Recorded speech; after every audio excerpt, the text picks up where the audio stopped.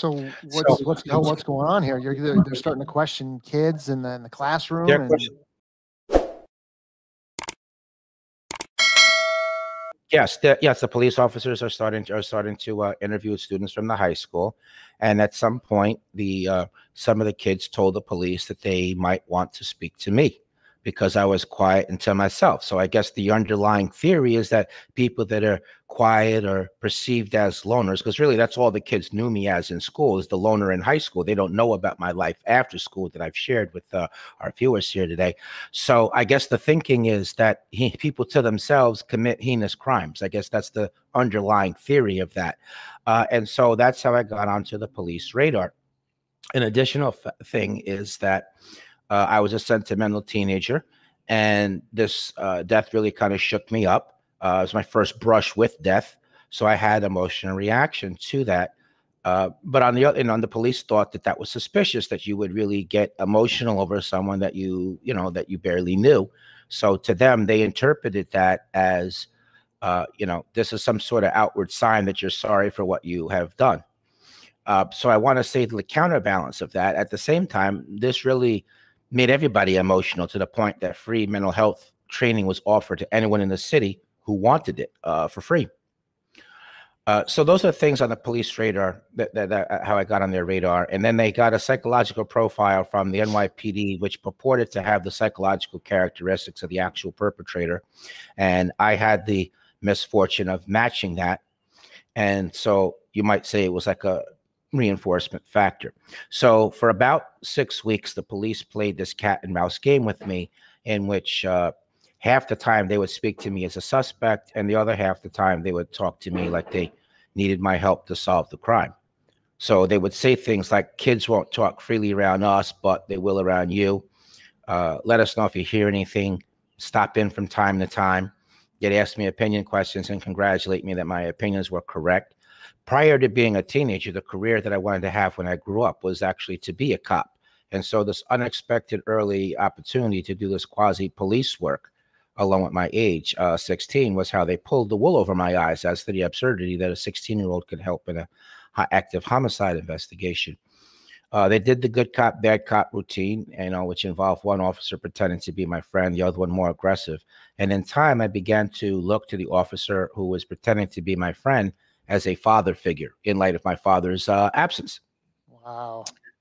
So eventually they got me to agree to take a polygraph test. So they told me they got some new information in the file and they wanted to share that with me, and that would allow me to be more helpful to them. But first I'd have to take and pass this polygraph test. So the next day, rather than report to the school, I went to the police station where I thought the test was going to happen at. And they instead drove me to the town of Brewster, which was in Putnam County, so 40 minutes away by car. Had no idea where I was, so I have no way of independent means of escape.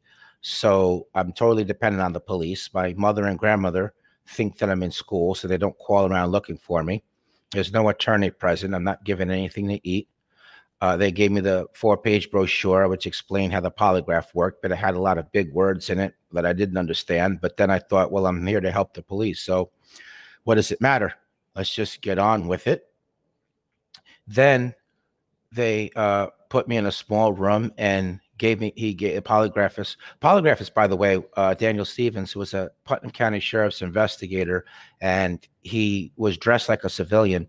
And he never identified himself as a cop. He never read me my rights. I thought had no clue he was law enforcement.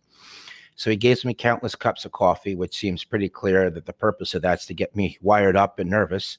For a 16-year-old. And a 16-year-old. Jeez. And then he literally wires me up with the polygraph machine.